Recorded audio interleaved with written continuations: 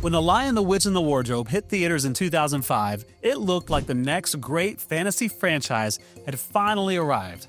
Based on C.S. Lewis's beloved novels and backed by Disney's marketing muscle and coming right off the fantasy boom of Harry Potter and Lord of the Rings, it all felt inevitable.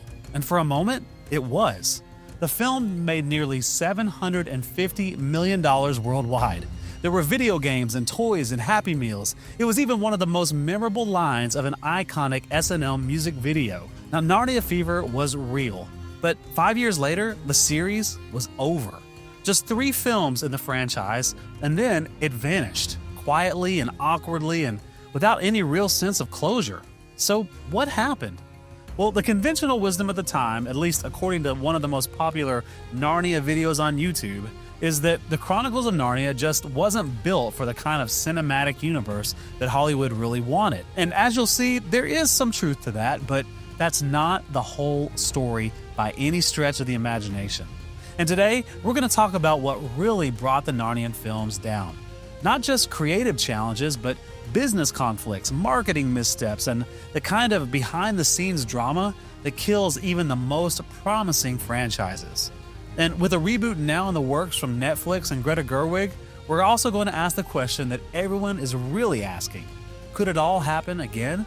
Now, before we dive in, I need to take 1 second and thank all of you Patreon supporters who make videos like this possible. Your support helps tens of thousands of new viewers every month discover the wonderful truths that are hidden in the Narniad, and I don't take it lightly, so thank you for your continued support. Now, there's a lot to cover today, so let's get started. It's time to leave the Shadowlands behind and journey to a world that's more real than our own. It's time to follow me into the wardrobe. Let's go ahead and start with the version of the story that you probably heard before. The idea goes like this. The Chronicles of Narnia are difficult books to adapt. There's not much of a common thread connecting each book, and they don't follow the blockbuster story format. Different characters are always popping up, it jumps around in time, and yeah, there is something to all that.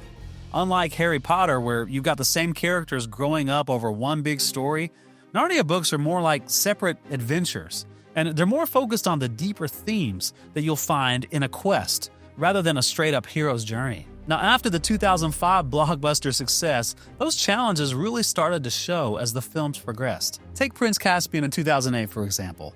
Now, according to most, it just didn't really hit like the first film. It seemed to be much darker, and it seemed to fall more flat emotionally. Now, they tried adding things like a Peter Caspian rivalry or Susan's romance, but it all felt kind of forced and disconnected. And then, for The Voyage of the Dawn Treader in 2010, the producers decided to go for a big quest kind of vibe, but in the end, it really lost so much of the charm and magic that appealed to audiences for decades. So that's the conventional wisdom, that Narnia was too episodic and too religious and just not built to compete with Harry Potter or Middle-earth. But that explanation really leaves something out. Because even with all those challenges, the films were still profitable. They were still well-loved, and they still had huge cultural recognition. Now, to get the full picture, we have got to look at what was happening off-screen. Now, the first film was co-produced by Disney and Walden Media, a company owned by billionaire Phil Anschutz. Now, he's a real estate magnate and a conservative media powerhouse who owns everything from Regal Cinemas to the San Francisco Examiner. And after The Lion and the Witch and the Wardrobe became such a massive hit, Anschutz saw leverage. He actually demanded that Disney renegotiate their deal. He demanded that they hand over a bigger cut of the profits or they risk losing the rights to the franchise altogether. Now, Disney, thinking they had a huge hit on their hands, agreed. But in the end, the agreement actually soured their relationship. When the next film underperformed, Disney just wasn't disappointed. They were ready to walk away. And they did. Quietly, on Christmas Eve 2008, they announced they were done with Narnia. But the truth is, Prince Caspian didn't actually bomb. It made $420 million globally, more than most Disney films that year. The problem was that it just cost too much to make, and even more to market. Disney spent nearly $225 million on production and effects and an estimated $175 million more on marketing alone. That's nearly $400 million before a single ticket had been sold. Now, for this film, Disney tried to reposition it as a darker, teen-targeted fantasy. And that meant they cut a different type of trailer with different feel of posters and a summer blockbuster release date, set in May 2008. The problem is, it was set right between Iron Man and Indiana Jones 4. As you can imagine, it was a strategic disaster. They lost out on families, they missed out on teens, and they ended up getting drowned out by louder franchises. So while the public saw a slightly underwhelming sequel, Disney saw a bloated, expensive mess that didn't return enough and came with a business partner that they no longer trusted. So after Disney pulled out, Walden Media teamed up with 20th Century Fox for The Voyage of the Dawn Treader. And this time, the budget was cut. The tone was lighter and the film was fine. But by then, the damage had been done. Audiences had lost interest, and creatively, the franchise didn't even know where to go next. Plans for a fourth film, The Silver Chair, were announced, and then they were shelved, and scripts were written, and then they were rewritten and abandoned. The series just ended up slipping into development limbo. And that could have been the end, until 2018, when Netflix announced that it had secured, for the first time in history, all of the rights to the entire Narnia series. And then in 2023 came the biggest news of all. Hollywood darling Greta Gerwig would be writing and directing not one, but two Netflix Narnia projects. And so that brings us to where we are today, but more importantly, it brings us to the big question. Is it possible that all of these mistakes could just happen again? You know, Greta Gerwig is a brilliant director. With Lady Bird, Little Women, and Barbie, she has shown that she can take literary and pop culture material and make it feel alive and fresh again and personal and deeply human. But she is walking into a minefield because many of the problems that haunted the first Narnia franchise, they're still there. Let's break down what she'll be facing. Number one, the budget can kill the magic. Now, this might be counterintuitive, but too much money can actually kill a movie. The earlier films collapsed under their own financial weight. Bloated effects budgets and misaligned marketing and a race to rival Lord of the Rings in order to justify the investment. Simply put, greed got in the way of greatness. Now, during my time at Southern Seminary and Boyce College, I saw firsthand how powerful it can actually be when an institution is driven not by endless financial gain, but instead when they're driven by an unwavering commitment to the mission.